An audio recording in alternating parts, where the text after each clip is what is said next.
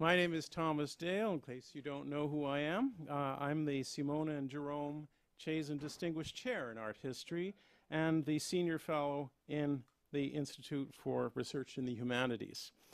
I'm also Professor of Medieval European Art. And it's my great honor to welcome you to the last event, it's hard to believe, in this wonderful departmental celebration of our Centennial. And this capstone happening here is a lecture by my distinguished colleague and friend, Emeritus Professor of Art History and African American Studies, and former Evjue-Bascom Professor John Drewal. It's great to have you back with us, Henry, and to have you participate in so many of the events throughout the day. I would be remiss if I didn't once again thank everyone who's made this celebration possible. And first and foremost, thanks to Anna Andrzejewski, who has done an amazing job at being the organizer-in-chief.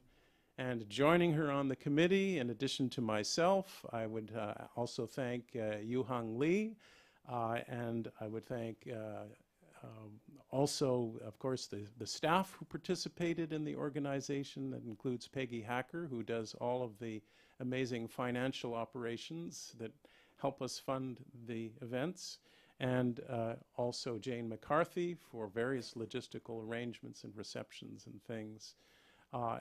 So it's been a great group effort. Teddy Call was also on the committee. So we've had different points of view in thinking about what kinds of events would be appealing to people and give a kind of truly holistic idea of the importance of art history, its past, its present, and its future. So I want to acknowledge, thank you for acknowledging all that hard work of everyone.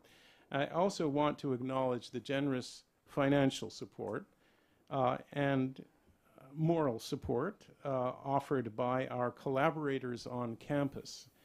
And that includes the University Lectures Committee, the Art Department, the African American Studies Department, which is also celebrating its 55th anniversary this year, the African Cultural Studies Department, the Chazen Museum of Art, which we want to also thank again for allowing us to use this wonderful auditorium space and for helping us with logistics for this event, among others. And Barrett Ness, who is one of our own alumni, who has been very helpful in coordinating the various events, including the open house this afternoon. I hope you all enjoyed that. There were lots of wonderful discussions in the galleries about works of art we love to talk about. And also on the roster of supporters, I should mention the Center for Design and Material Culture.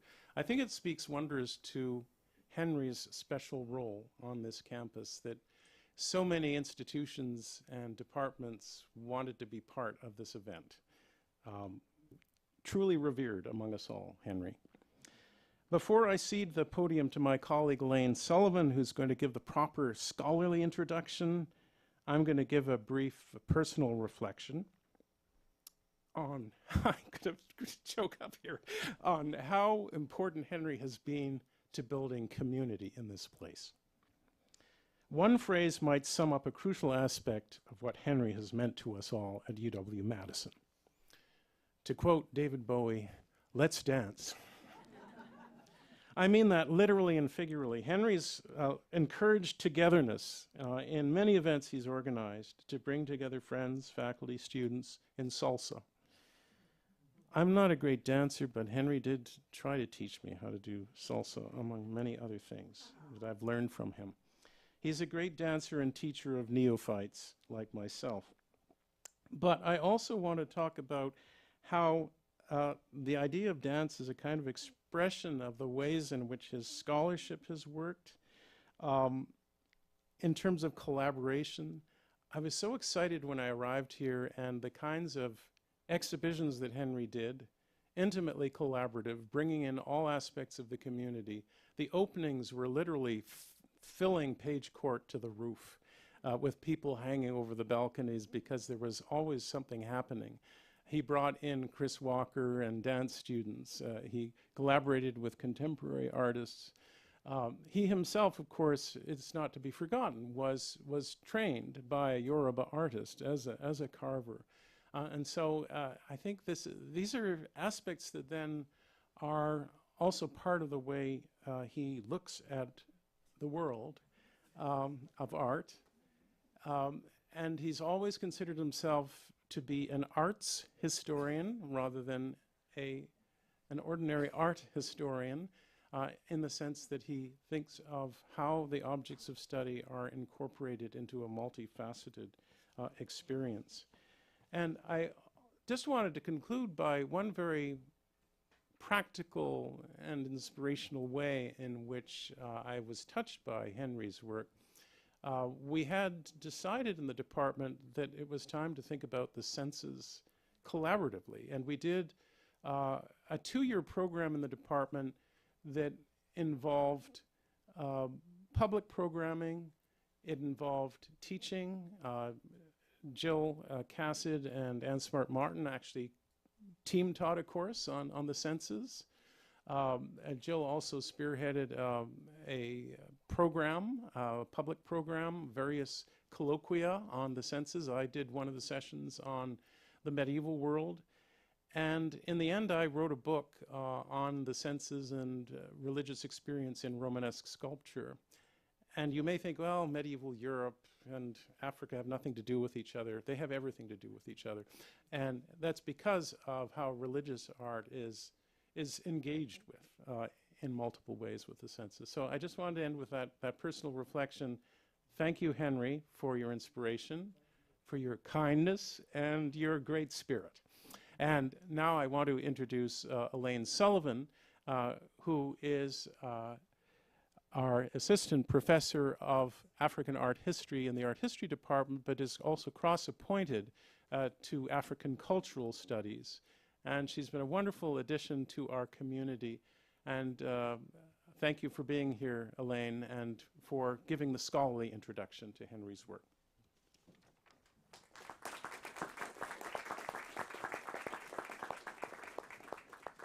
Thank you for having me, I will say. So, after his almost 30 years on the faculty here, I suspect many of you in the audience know Henry Drewal better than I do. And already today, you've heard about him receiving such esteemed fellowships as the Guggenheim and the Fulbright, and that he held the position of Evjue-Bascom Professor here at UW-Madison. Or to quote one of my students, he's just such a legend. Indeed, in 2014, he received the highest honor that our professional association, the Arts Council of the African Studies Association, can give, the Akasa Leadership Award, a recognition of his leadership not only in the realm of scholarship, but also as a member of our scholarly community of Africanist art historians. And while many of you might know him from campus, I'd actually like to give you a view from afar. When I was a graduate student at UCLA, I very soon learned of the magical land of Madison, Wisconsin, and of the important work being done here at the university across African studies, and especially in African art history. This reputation was due, in part, thanks to Henry's scholarship, and also his curatorial work. Here, we know him as the curator of the African Gallery at the Chazen, which he will be quick to say he did with his students. But many of his exhibitions around the world have had an important impact on the field of African art history and African diaspora art history. A professor of mine once said that within the discipline of art history, the African subfield was unique in how much of our important scholarship has come from and continues to come from exhibition making and the accompanying exhibition books. This is in part due to Henry and others of his generation, who not only published their research, but shared it with the public through exhibitions. Especially close to my heart are the exhibitions of Mami Wata and Beads, Body and Soul, which I teach and which are still taught at UCLA. So, in addition, several exhibition books that he authored or co-edited have gone on to receive the Arnold Rubin Outstanding Publication Award, also from ACASA. When I was offered this position, I wrote to my supervisor at the University of Johannesburg in South Africa, where I was a postdoc. She responded with, "Is that the same University of Wisconsin with the renowned African art program?" It was, indeed, but I didn't clarify to her that the program was one person, but mentor to many students. In 2021, he received another award from ACASA, this time the Distinguished Teaching Award. And I don't think that it was a coincidence that that same year, the person who won the early/mid-career teaching award was his former student, Cynthia Becker. I have had the luck to get to know and befriend a number of his former students who carry his legacy of intellectual generosity across the globe. When they learned that I'd be joining this department, they reached out with many Madison recommendations. So though retired, his influence in our field continues, spreading kindness and out-of-the-box thinking to new generations. So join me in welcoming Professor Henry Drewal.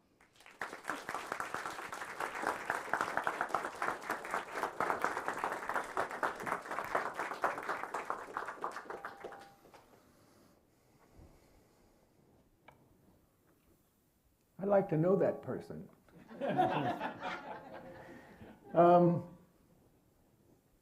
Dear Tom, thank you. Elaine, thank you for those kind and very generous words. I appreciate that very much. And it's really great to be back here and to see you all and to engage in the conversations that we've been having for the last 2 days. I'm going to bring you back into the classroom. And that means that there has to be a proper greeting from me to you. And to teach my students the first words of one African language, Yoruba, I would greet them with Ekabo, welcome, Ekabo, which is one half of a greeting, because a greeting requires a response, because a greeting is the start of a dialogue, not a monologue, a dialogue.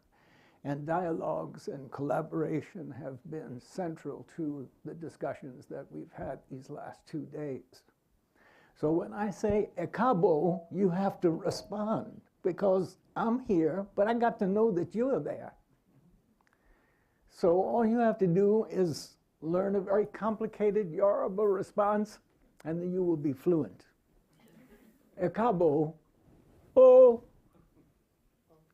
Ekabo, oh, with enthusiasm. Excellent. I thought I'd have to ask for that, but it looks like I don't. Ekabo, oh. All right, I'll test you later on in the talk to make sure that you are still fluent in Yoruba. All right, so we have started with a proper greeting and the beginning of a dialogue, an exchange between you and me and you. Because that's what teaching and learning is all about. So if there are any questions or comments, you jump in, okay? And let's engage. There's also another tradition that has been done at the start of the events today in honoring the people who first placed their feet on this land. The Yoruba share that tradition. They must recognize, and many African peoples have this tradition, many people have it around the world. We need to recognize those who first stepped their foot in this place. It's especially important in this country, a country of immigrants, of people who have come from elsewhere. And we need to honor and respect those who were here first. And in this land, it's the Ho-Chunk and their relatives, and the other 11 or 12 indigenous people groups that were from this area originally. And I've been reminded of that, not just in the land acknowledgement every morning that we've started, but because I'm staying in a house that overlooks Monona Lake, very close to a mound, a sacred space that has been preserved and honored with a totem pole now turned into bronze. So in the Yoruba tradition, you honor those who first step their foot as you step your foot after them in recognizing their earlier presence. But that's not enough, because they are multisensorial people. They like the fact that you acknowledge them in remembering them, but you also have to give them something to drink, something to share with you. So in the Yoruba tradition, I would give a proper drink would be something that had a little heat to it, what's known as oti. Not that I'm an expert on oti, but I've had my share. But in any case, they're going to receive omitutu, cooling water. Omitutu, onatutu. Cool water makes a cool path. And I'm wearing cool blue. And as I give them something to drink and say their names of those who have gone before, on whose shoulders we stand, and I'll mention some in this opening, I want you to say with me, Ashe, may it be so. To all of those who have gone before, may they show us the way forward. Ashe. Thank you. Okay. I'm hoping this presentation, it's called a lecture because it was the lectures committee that has funded it. But I wanted to change that in the flyer for it. I said, no, I don't want a lecture. Can you call it a presentation? Or, but we couldn't. In any case, but that's what it's going to be, okay? So I'm going to start slow because there are things we have to do, or I have to do with you before I turn to the substance of the talk.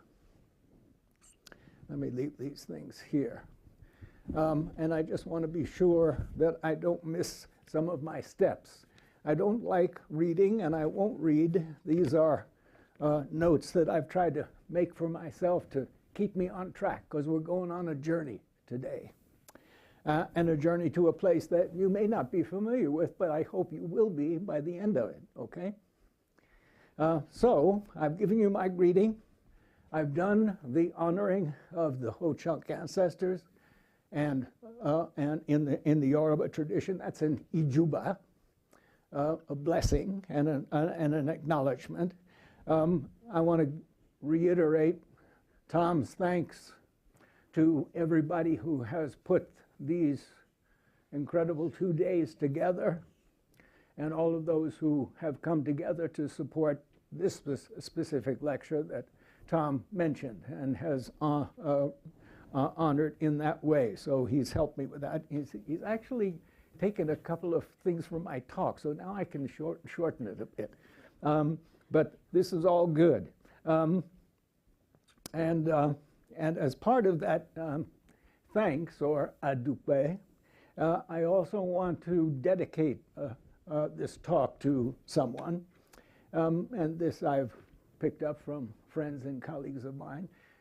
This dedication is to my lifelong partner and inspiration, Sarah K. Khan, who at this moment is in New York City, putting together her major first solo exhibition in New York City.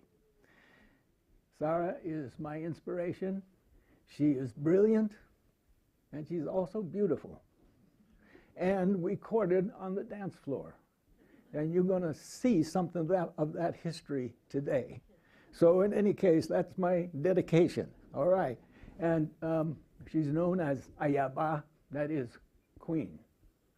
She's my queen. Okay. All right. My transition out of this place was not easy. Teaching had been 46 years of my life, 28 of them here in Madison. And that kind of structured me and shaped me in powerful ways for a very long time. So when that was no longer there, making the transition was difficult. And it was also just before the start of COVID. And those first few years were COVID years, which was difficult for everybody. But I had a real struggle. And it took a while to move from retirement, which was, the term that we use, to thinking about it in a different way. And I came up with a term that has been a kind of guiding post for me, because I don't call it retirement, I call it retirement.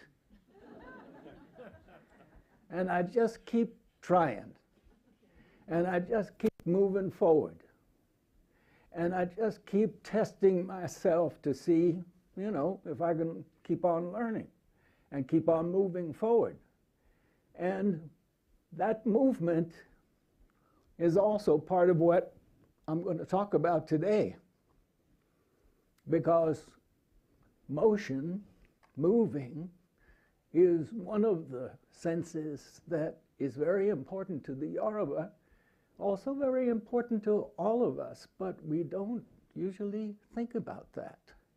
But I'm going to talk about that and do a little bit more than talk about it today. So moving forward is important, and to keep on moving and exploring trying new challenges. And I think the field of art history has done that. It has moved from dividing and categorizing low art from high art, art from craft, then the visual arts, then visual culture, beyond art, but culture in general, broadening what it looks at, what it thinks about, what it theorizes, and what it works on, to become increasingly more expansive and inclusive. And in academia, more global, with the addition of the arts of human cultures around the world, not just one part of the world. So all of these things I see as good. They're all about moving and expanding and taking on more challenges or new challenges, and thinking and being challenged by the differences that we find around this world. And as I was thinking about my approach to working, I realized, that we are all multisensorial beings, no matter where we are, and that we're starting to be formed sensorially even before we come out of our mama's womb. Because we're tasting certain kinds of tastes. We're moving in certain kinds of ways. We're hearing different kinds of music. And in one of the talks I gave, I had found this source of this research project in Europe, where they wanted to see what effect that existence in the womb was doing to the child. So they took some German mothers and French mothers, and then they recorded the first sounds of their babies as they came into the world, and they found that the tonal patterns mirrored their mothers. They were already speaking German or speaking French, or sounding German and sounding French. That's pretty powerful. So Christians in this room may take issue with me, but in the beginning, there were no words, only sensations. Think about that. Because the words are the things that we use to think about something that has already happened to us bodily, that we have experienced, whether we're conscious of it or not. And we go through our world usually privileging certain senses over the others. In art history, certainly it is the sense of sight. But more and more artists in this contemporary world are challenging that, or at least multiplying it in installations and in environments that envelop us and transform us. And they're transforming us not just with what we see, but also what we hear, what we feel on our skin, vibrations. There was a discussion about installations. Anna, or is it Amy? Amy talked about this installation of light that is manipulated by the movement of people through the installation and how that was affecting those who experienced it. So these are the things that at the center of my thinking. Today, what I'm going to do is talk about one particular area that has shaped my life and shaped me, and that is Yoruba land and Yoruba people from West Africa, and also Yoruba descendants in the diaspora, because this is a culture that is on the move, always has been, and continues to be. And I've been lucky enough to be a part of it. So my work has taken me to Brazil and to Cuba and Mexico and other places. One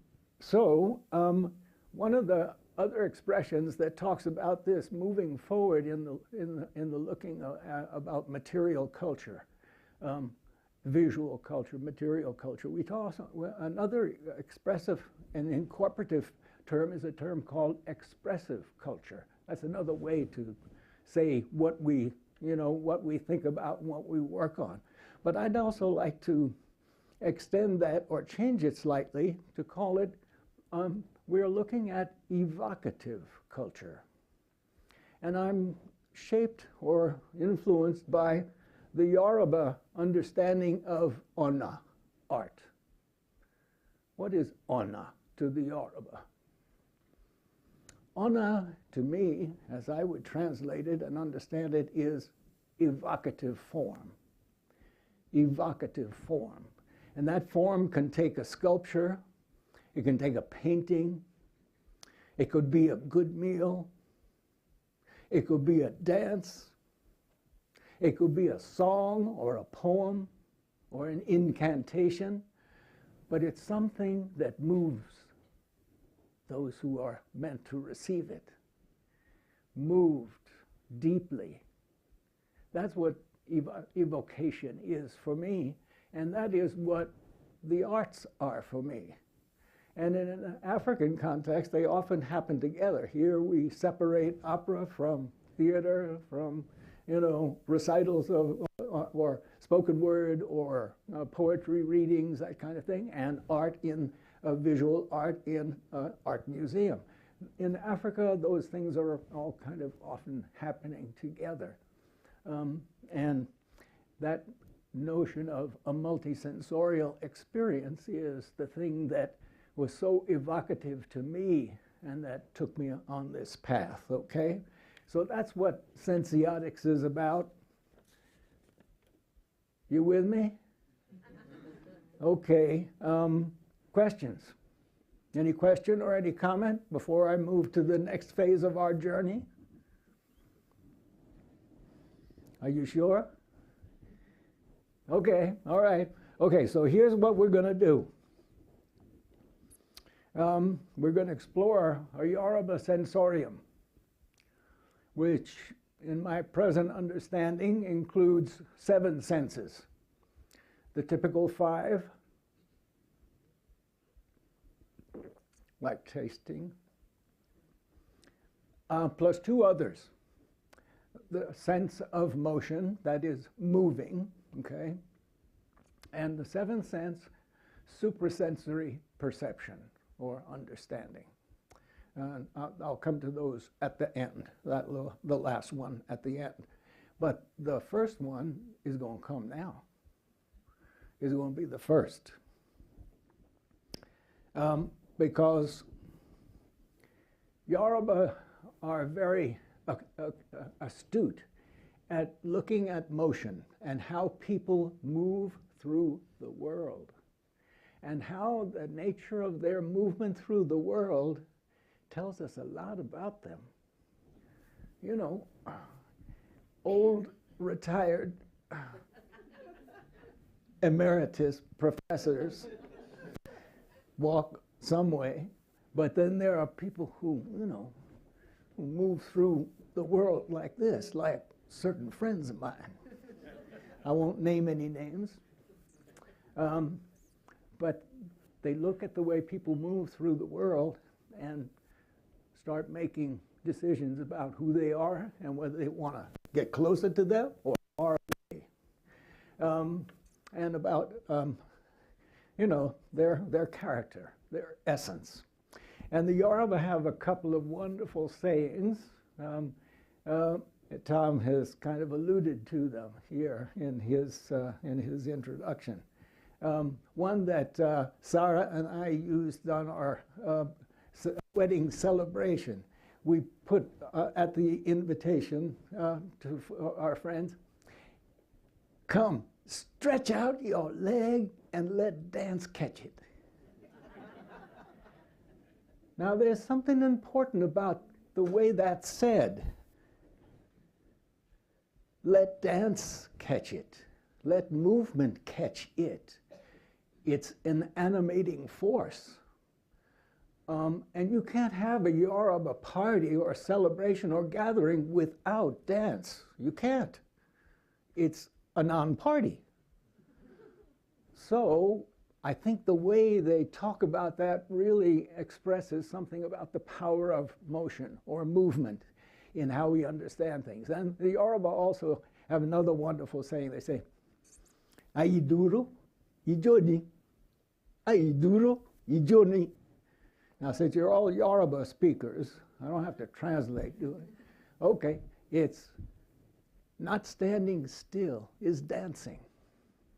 All right, so I'm going to ask you all to not sit still, because we're going to open the dance floor here at the Chazen.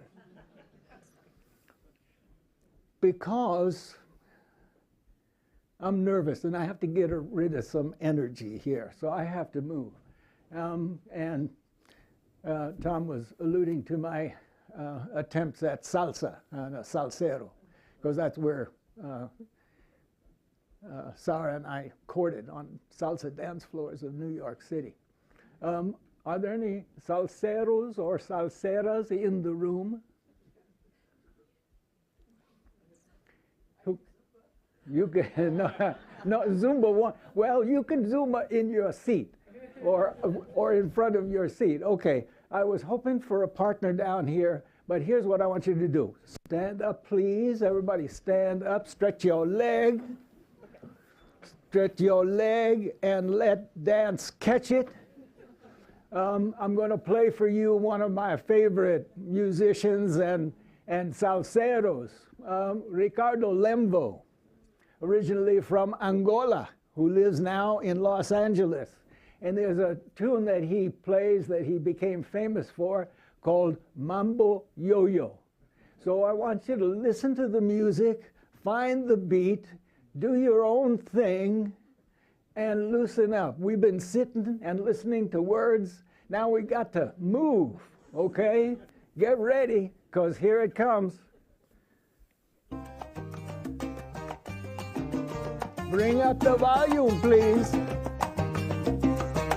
All right, good.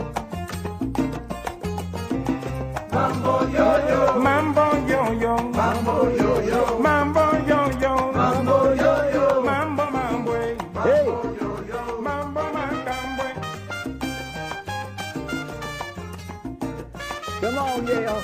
Mambo yo-yo, yo soy mambo, mambo yo-yo, Monsieur Mambo, mambo yo-yo, Yo-yo. ay señor Mambo, mambo yo-yo, Yeah. mambo, Luis. hey. Yeah. Mambo, Yeah. yo, yo, yo, yo, mambo, mambo, yo, yo. Yeah, Yo mismo yeah, soy yeah. mambo, yo, yo. Mambo, mambo, yo, yo. Yambula mabwanga, tata, bika, mabwanga, oh yeah. Mambo, mambo, my way. Mambo, yo, yo. Mambo, me, yeah. Mambo, yo, yo. Hey, thank you, thank you, thank you. And that was my talk, so good night. All right. Okay, let's start the journey. And the journey started for me back in the 60s when I was teaching French and English in Nigeria. And my students were teaching me Yoruba. They weren't supposed to because English was mandatory on the school compound because they had to pass the English test and go further. But in secret, they were teaching me Yoruba as I taught them French. So that was the start of my conversations and learning about the culture that I was living in and working in. And as an undergrad, I had done studio art as a minor, sculpture mainly. I was my father's apprentice, and he taught me. So I was interested in sculpture. And I got to make friends with a Yoruba master sculptor by the name of Sanusi. And I did an apprenticeship with him for about 8 months. He gave me my set of tools. He had his set of tools. He'd bring my piece of wood. He'd have his piece of wood, and he'd start working. And then I'd try to follow in his cut steps, which was really tough. A good master Yoruba sculptor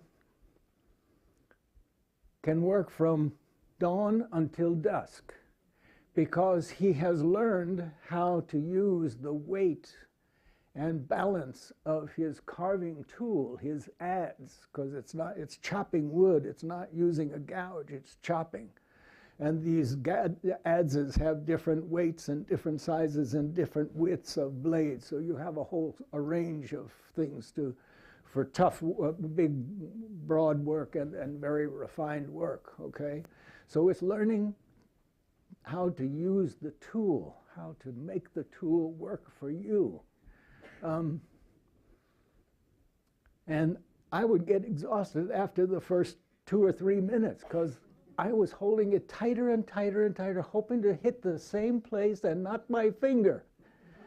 And it took those 8 months to learn how to use the tool. That's body knowledge. That's a sensibility by this master sculptor. And I decided that's the only way I'm going to ever really understand anything about Yoruba art or art in general. If I try to reproduce it myself and know the process that artists go through and use all of my senses. So then that said, well, it's the same thing for us who are audiences, who are admiring the sculpture, admiring the songs and the dances and so on. We've got to use the senses that we have, all of them, in order to come to an understanding, a deeper understanding. So I did a second apprenticeship a couple of years later, in 1978 to be exact. And I was invited to come to a Gelede festival. This is a festival that honors the spiritual or mystical powers of women with elaborate masquerades and songs and celebration and so on. So I went to the head of the Gelede Society beforehand, and I foolishly revealed that I think I must have said, oh, I'm a carver. Anyway, he said, oh, really? Well, then you can carve us a Gelede mask for our festival. I had 1 month to come up with something. And this was well after my apprenticeship, so I was rusty. I was not too good. But I managed to do it, and that red face mask that you see is my mask. From 1978, dancing still, I think, in the town of Ilaro in southwestern Nigeria. And I keep waiting for it to turn up at Sotheby's or Christie's as the work of an anonymous African master. So anyway, so it was that apprenticeship that, you know, took me on this Sensiotics sensory journey. Here's a shot from a Gelede festival in an adjoining town. Often there are two masqueraders. And for those of you who are here this morning, I showed a twin memorial figure and about the special kind of sacredness of twins. So since this is honoring the mystical powers of women, that is the power of life and death, often in some parts of Yoruba land, they'll always double the masquerade as a kind of good fortune, sign of good fortune and prosperity and fecundity. So in this town, which is famous for its Gelede, you see two Gelede masqueraders, and they're honoring market women with bowls balanced on their heads because they're on their way to market. This takes place in the marketplace because the marketplace is controlled by women. They are the ones who control the scene.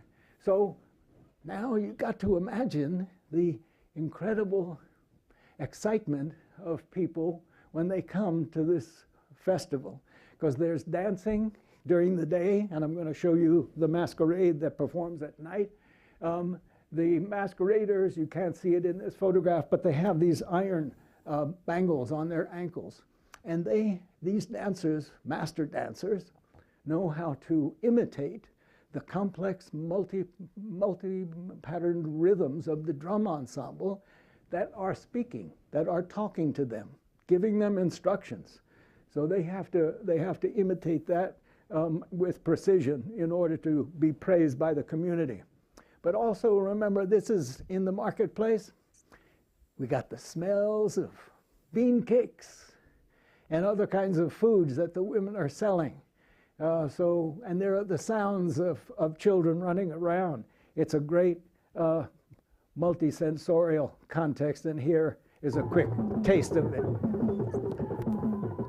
See, that guy who was in the foreground, he was supposed to be organizing the crowd space, but he got out of control himself. A young dancer, just learning, now a master dancer, and this is the mask that's on the poster for my talk. It honors Fulani women with their very elaborate hairstyles. Watch how he bounces this and he has these elaborate lappets of wonderful embroidered and appliqued cloth on his body. And the women surround him, they dance with him, they're singing his praises as he dances, because they are the honored people in that festival. This is the night masquerade from that same context, Efe, Oro Efe. Now, his mask is also very elaborate. There's a snake on the very top, the crescent moon over the face of the masquerader, you see that? And then these elaborate appliqued panels that cover the rest of his body, and they put him up on a mound, actually on a table. Now, this happens during the night market when there are only small oil lamps. So it's really very dimly lit. You're seeing Oro Efe because I had a flash on my camera. But normally, it would not be seen openly and very visibly this way. That's intentional, because the night ceremony is about listening and hearing. The art are the songs that Oro Efe sings. Oro Efe refers to kind of satiric talk, playfulness, but also seriousness, because Oro Efe is turning a mirror on the society that this masquerade is celebrating. And in his songs, he praises the people who have contributed to the community, and he pointedly critiques those who have not. He sings the song, then it's carried to a chorus of men and women, and then they dance around the marketplace, sharing it with everybody else in the crowd until they've learned it and sung it. Then he goes on to the next song, and he has to do that from dusk until dawn. It's a kind of sacred wake-keeping.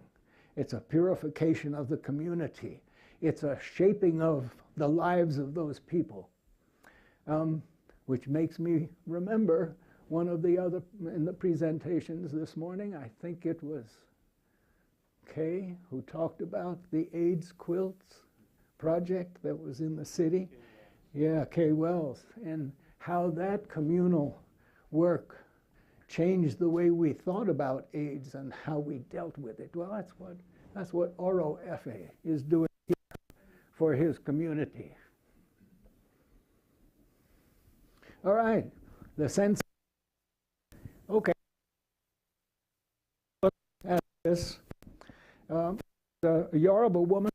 I'm focusing on a body art now, since we're talking about body knowledge. This is a body art form. It's a visual art form. It's that tattoo form that she has on her upper chest. These are known as kolo, and they're very slight, very shallow incisions that are cut in the skin, and then lamp black or charcoal is rubbed into it, and which raises the tattoo pattern and darkens it against her brown skin. This is an art form that is not found very much anymore.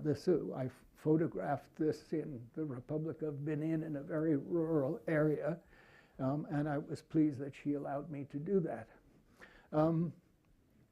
So this is a visual art form, but it is primarily about touch.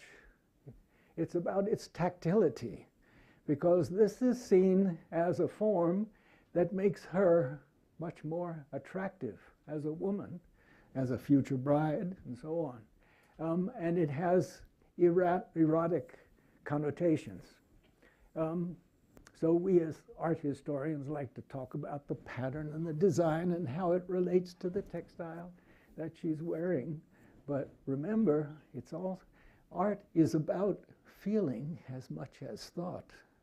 Okay, so a Yoruba man, when I was talking to him about this tradition of kolo, he said, Ishola, when you see a young woman with these kolo marks, the weather changes to another thing. And I leave that to your imagination. So, the art of touch, and of course, it's also a key element in Yoruba sculpture. We've talked about how we, in a Yoruba context, with that twin memorial figure I showed this morning, it's touched, it's held, it's danced with, it's dressed, it's sung to, it's symbolically fed. Well, here's a Yoruba sculpture in which the kolo marks and patterns become a key element in the presentation by the sculptor, because these are works that would be touched and handled and loved in that way. All right, I want to briefly mention Yoruba. They have a complex system and understanding about color. They have their own Yoruba chromacy theory, which is essentially broken into three categories. There are the hot colors, Ogbonna colors, the reds, the oranges, the hot colors, what we call the hot colors. And then there are the cool colors, the tutu colors, which are, for the Yoruba, the whites. White is cool, it's soothing, purifying. But I want us to remember that the perception of color is not just through our sense of sight. Remember that those hot and warm colors advance toward us. We feel they're coming at us. Like the red jerseys in a football stadium on a Saturday afternoon, as opposed to the cool colors that move away from us. And then for the Yoruba, there's a category of colors that are intermediate colors, that are between the hots and the cools. And I'm going to show you some examples of how those are then lived and used in Yoruba land, just very briefly. That form on the left is a coronet. It's a royal headdress that protects the sacred head of a ruler, an oba, whether a king or a queen. And that's one that he or she will wear when they are meeting with the followers of the deity of coolness, Obatala or Odua. So he knows how to relate to his community and say that I understand where you're coming from, because these are people who are devotees of that particular divinity, divinity of wisdom, of caution, of reflective personality, cool, all of that being evoked by that white crown that he wears when he talks with them. Next to it is a priest of Shango. Shango is the thunder god, so his personality is very different from Obatala. And he's the thunder god, so he's volatile. He comes like a storm. But he's also the symbol of justice, of divine justice in society and between people. So the white is also there. So his colors are always red and white in some kind of balance. There'll be other colors that you see, but those are the two key ones to express his devotion to Shango.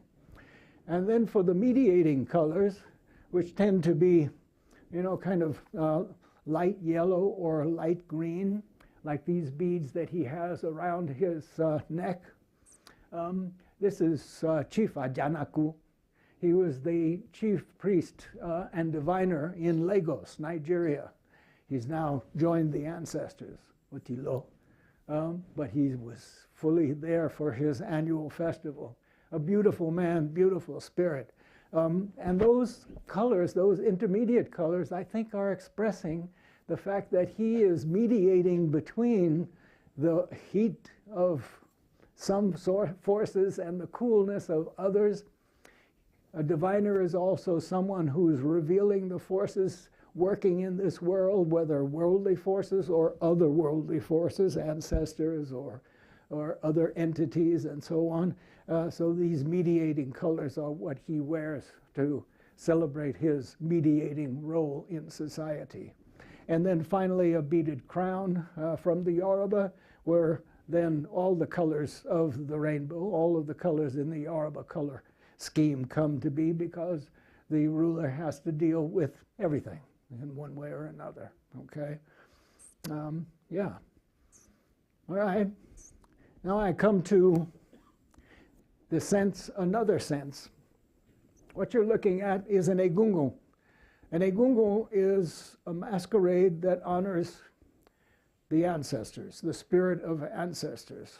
And this has become an art form that is as alive today as it was in the past, and communities put a lot of resources into these masquerades. Some of those communities have a history of warfare. So there are a whole category of warrior masquerades that appear during the annual festival, Egungun Festival. This is one of them. This is an Egungun that you're looking at, but before you would even see this masquerade, and you probably wouldn't get this close to it, before you even see it, you know it's coming because of its stench, because of its smell of death. That tunic that you see is the dried blood of offerings to that ensemble. It's his armor. It's his protection. He has two bastons, two policemen's clubs built into it. He's got a whole series of cowrie shells, money, power, in that. Notice he's wearing his combat boots and he's got red socks. This guy was tough, and he's surrounded by his cohort. This is his team. And they come into the main festival area from the forest area, and people start running even before, because they know this one is coming. And when they come in the festival, the power of this art is that it transforms the community into a war scene. It becomes a battle. He goes around, you know, hitting people, striking people, and his buddies do the same thing. It's all in play, but it's serious play. What the Yoruba call shire. Shire, you can play with people, but there's also a serious message behind that playfulness. And that's one. That's a masquerade. You don't even have to see it. Maybe you don't even want to see it. You don't want it coming close to you. And you know that from its smell. And that's what you take away and remember from festival to festival as people talk to me about this guy. There are some other wonderful textile egungun. There are two wonderful ones in the Helen Louise Allen textile collection that we have that are about the lineage in a in not warriors, but now prominent families in a community that are being celebrated in these ensembles. So they're refurbished annually. If beauty is the thing they want to emphasize, they'll buy expensive textiles from the global textile market and add them to the ensemble every year to make that thing stand out in relation to others in the community. And they're essentially these lappets or panels of cloth.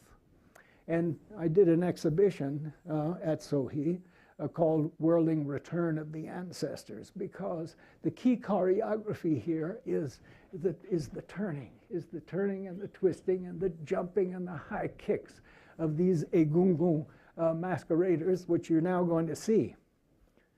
And that whirling creates a breeze. And that breeze, Yoruba say, is a breeze of blessing, because you're getting the blessings of those who went before.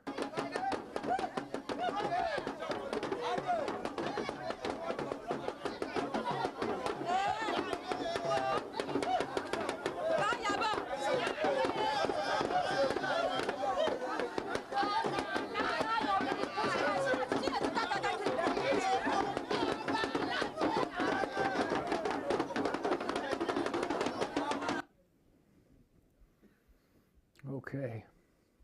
All right, we come to sense number 7, suprasensory perception. Suprasensory.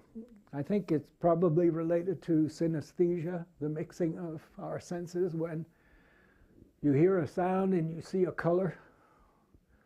And there are artists who talk about that and how that has shaped their practice and how they create form, using the crossover and the mixing and the weaving together of different senses. Suprasensory perception, from a Yoruba point of view, and as I understand it, is about the beyond. You know, we call it altered states of consciousness, right? Or trancing, going into trance. I think you will find it exists in every culture around the globe in one form or another, because I think it's an expression of our attempt to think about what's beyond our time in this world.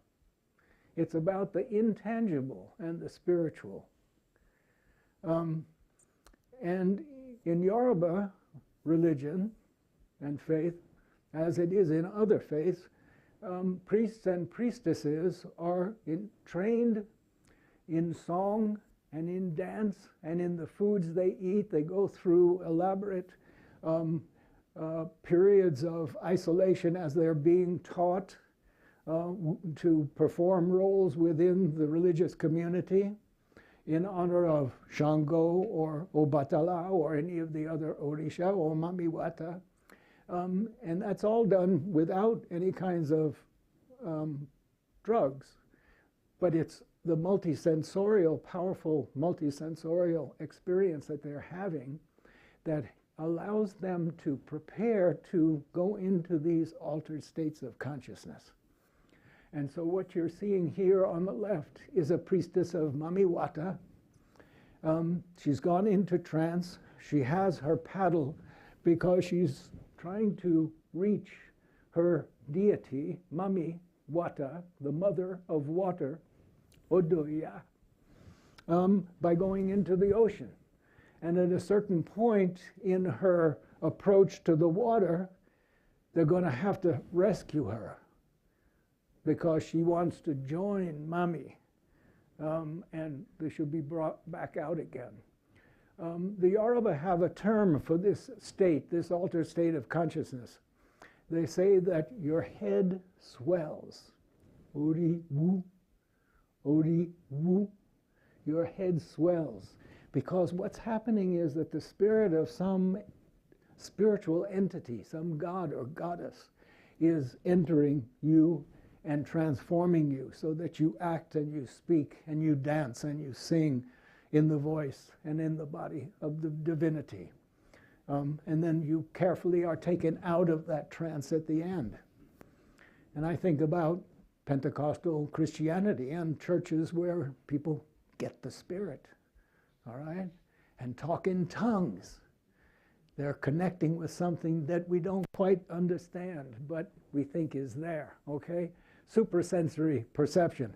And on the right is a priestess of Shango, dancing in trance and holding what's a dance wand. You saw it in the earlier picture. This is a carved dance wand that depicts one of the devotees, and she dances with it. And very often the choreography she raises it and then strikes it down toward earth. And I think it's a kind of suggestion of lightning and thunder during the storm to honor Shango. All right, I'm going to leave you with this. This is, how long have I spoken? I probably went too long. I'm sorry. But here is the ending. All right.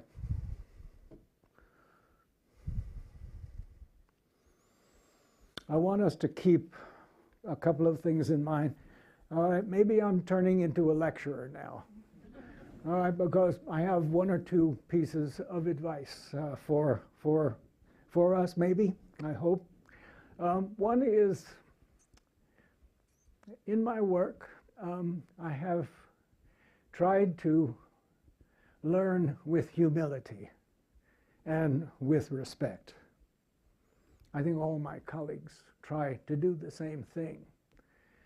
Sometimes we're called experts, which is a misnomer, it seems to me. We need to be praised by saying we are lifelong learners of what it is we hope to study and learn from. The Yoruba world and Yoruba people that I have worked with for many years have worked on me for a lifetime. I have learned so much from them, which makes me to be especially humble for that sharing of wisdom by them. And in this notion of humility, I'm guided by a Yoruba proverb taught to me by Roland Abiodun, my brother, my Yoruba brother, who is not well. And he said, you know, Eshu Alegba is the principle of uncertainty in the world. This is the guardian of the crossroads. Just when you think you know what path to take, think again. Okay? Yoruba have a deep sense of indeterminacy in what they know and what they can't know, all right? They're always thinking about that. So this Yoruba proverb was taught to me by Roland. He said, Ishola, just when you think you know something, think again, okay? And as we Yoruba like to say, it is more than 7 that follows 6. Because the Yoruba, when you ask the Yoruba how many deities are in the Yoruba pantheon, they say, 401 plus 1 plus 1 plus 1, because in the Yoruba way of thinking, we can all become Orisha. We can become divinities depending upon what we do in this life during our lifetime. That's the infinity of it. That's the infinity of it. And I'm going to leave you with another insight that I learned from another Yoruba friend and colleague, Labi Yai, an incredible linguist, knew something like 7, 8 languages fluently.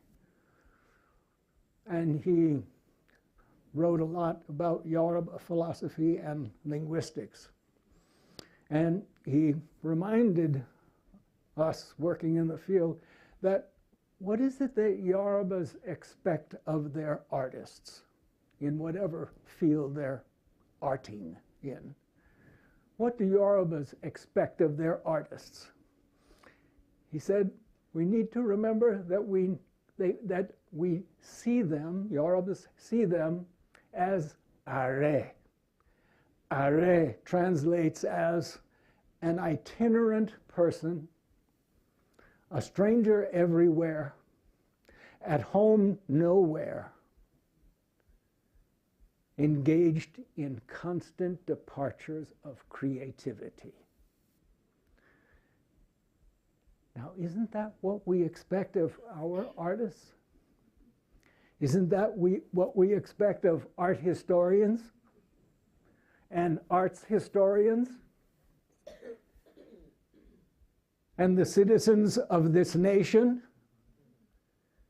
I think more than ever we need to fight the fight. The arts are crucial to us, to our well-being, to our humanness, and to the strength and the power of whatever community we are in.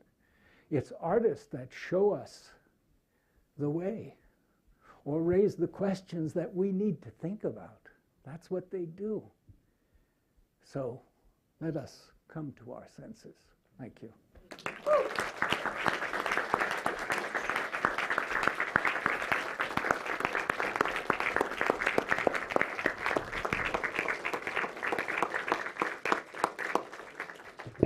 This is a great message that we all need to carry home with us. And I just wanted to say we do have some time for, this is call and response. It's not a lecture, right? That's right, that's right. So I just want to invite any observations, any questions, any contributions that you have in response. You've all been limbered up to dance. So let's dance. Let's respond to this impressive presentation.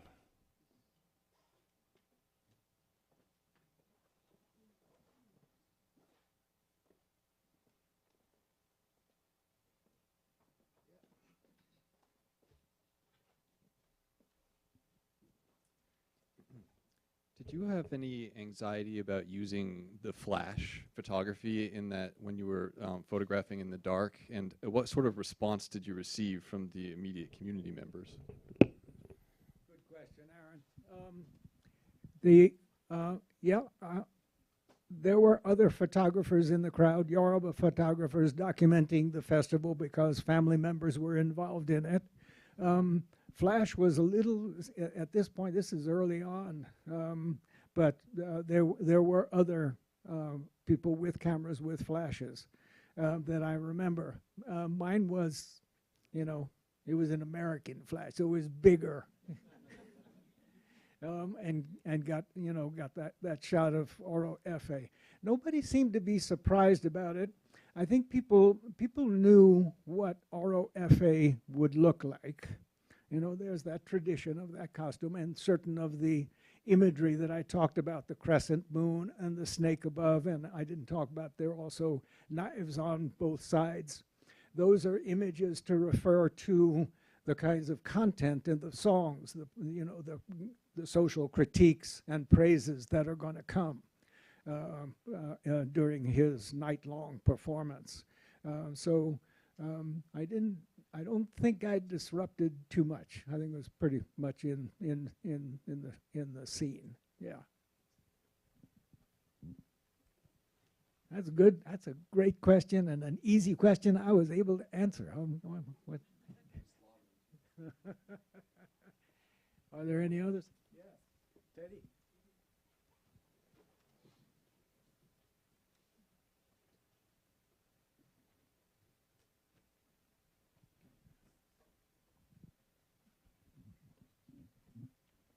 Hi, Henry. Thanks for the awesome talk. I was just curious, the second diviner or priest that you showed images of, you mentioned like the hot colors and the cool colors. Yes. I was just curious why or what the significance of only the beads being the primary color, with the rest of his outfit being white. Well, I think it's because the beads were his beads of identity.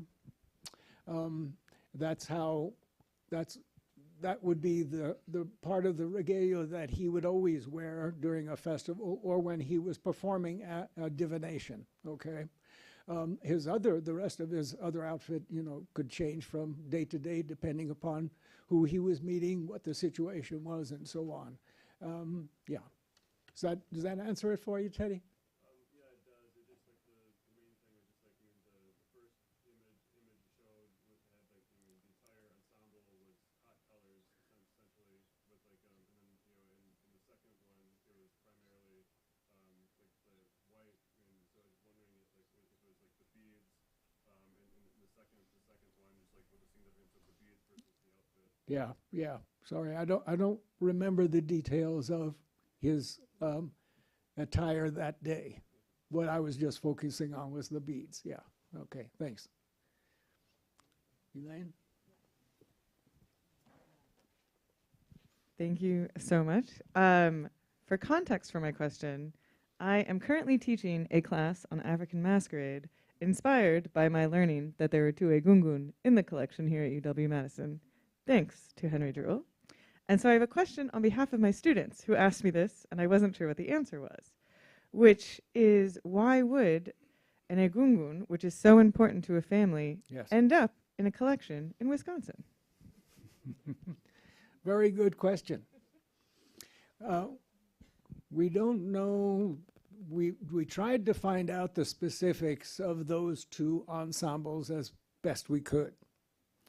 I know folks who have dealt in the commerce in egungun ensembles, and they're going to families where there are sometimes religious conversion from practice of the traditional Odisha practices and the practices of ancestors to either Christianity or to Islam, or essentially moving to those two places.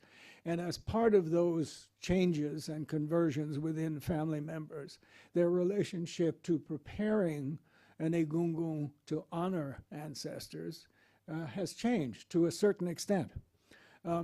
But sometimes it's just the opposite. That is, there's a renewed connection to the ancestors from both the traditionalists and the Christians and the Muslims.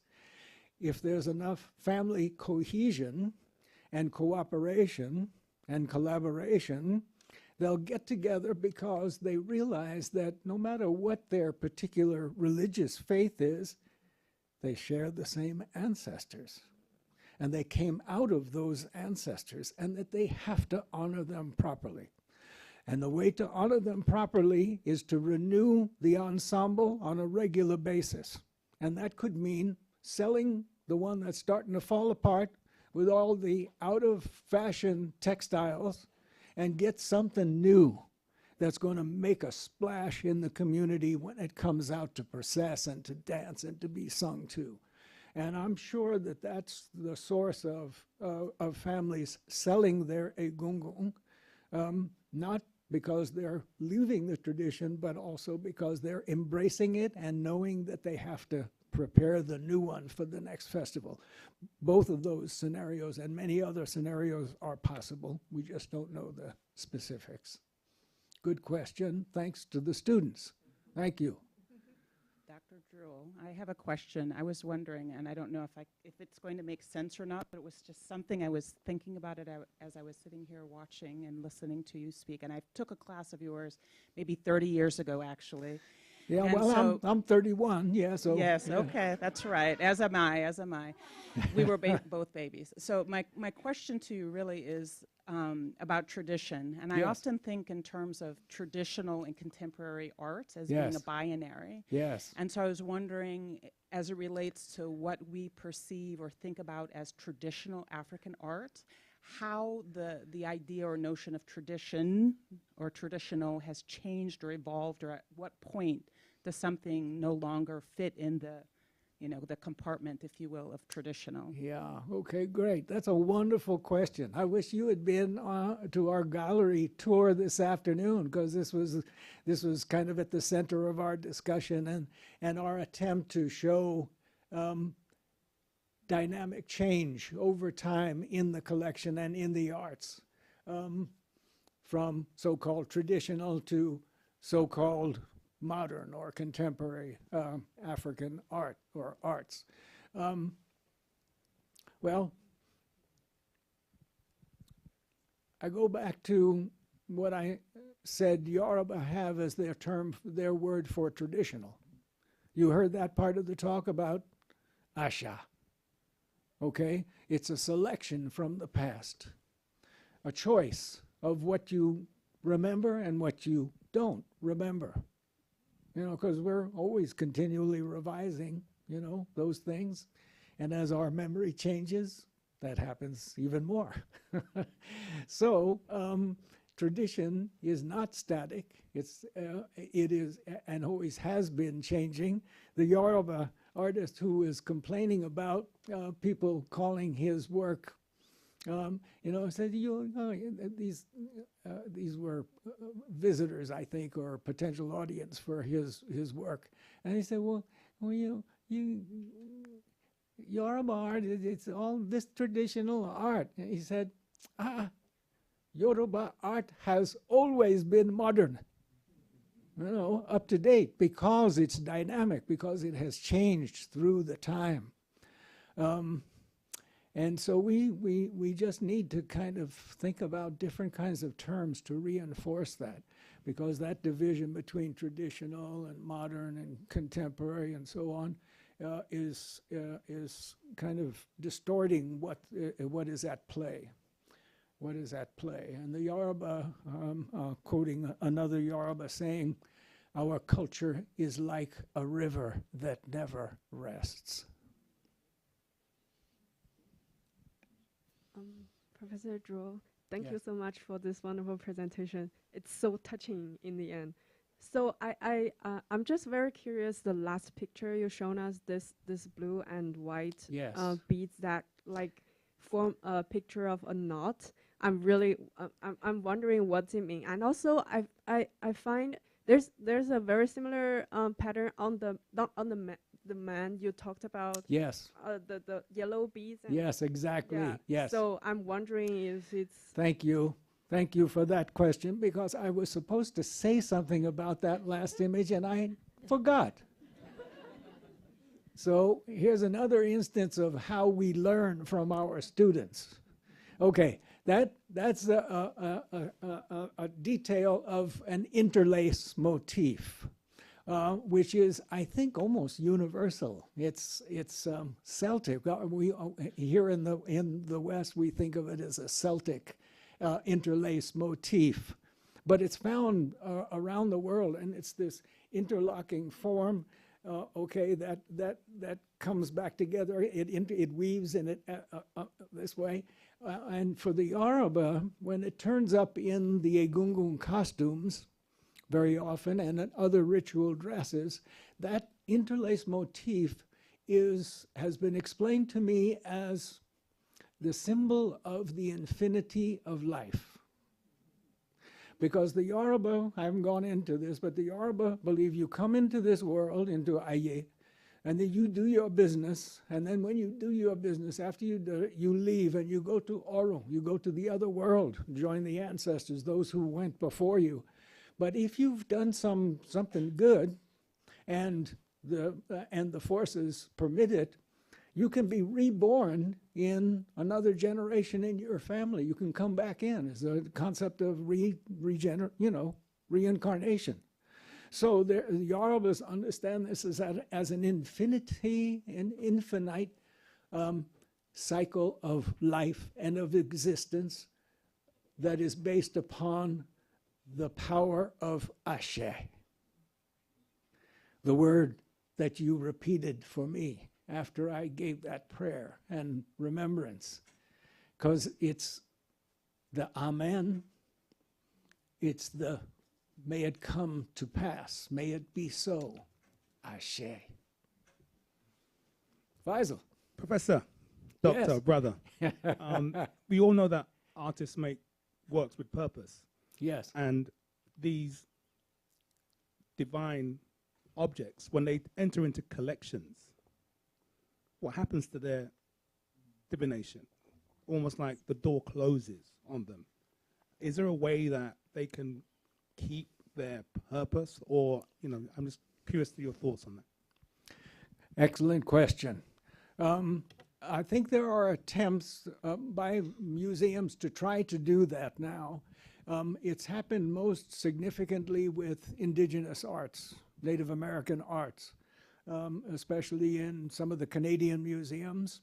I have a colleague who teaches at Concordia in Montreal, David Howes, one of the founders of sensory studies, a great mentor to me.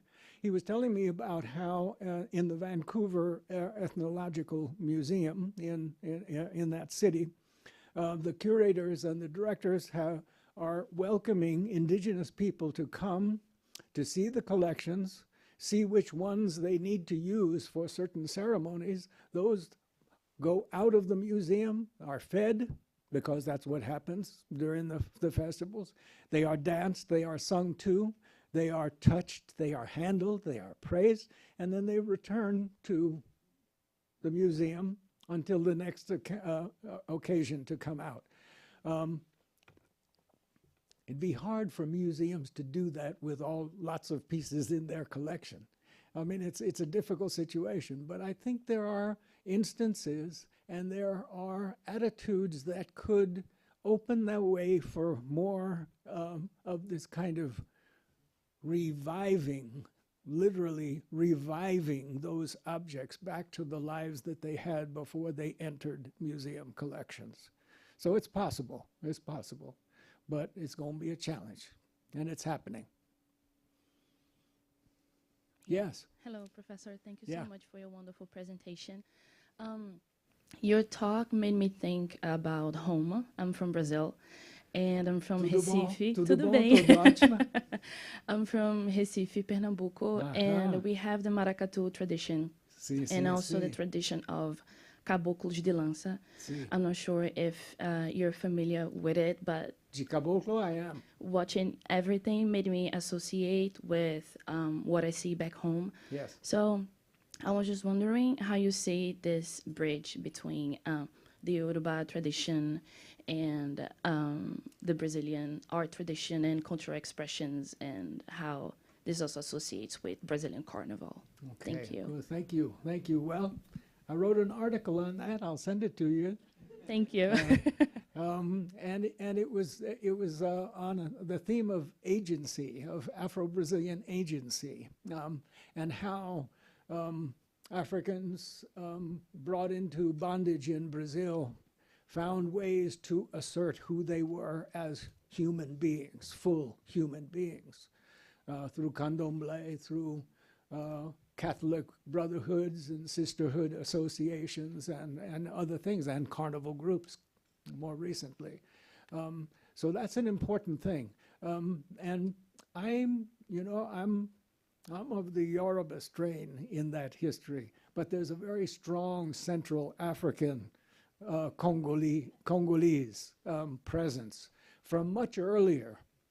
So the people from the Africans brought to Brazil early on were coming from Central Africa, Congo, Angola, later Mozambique, but those places.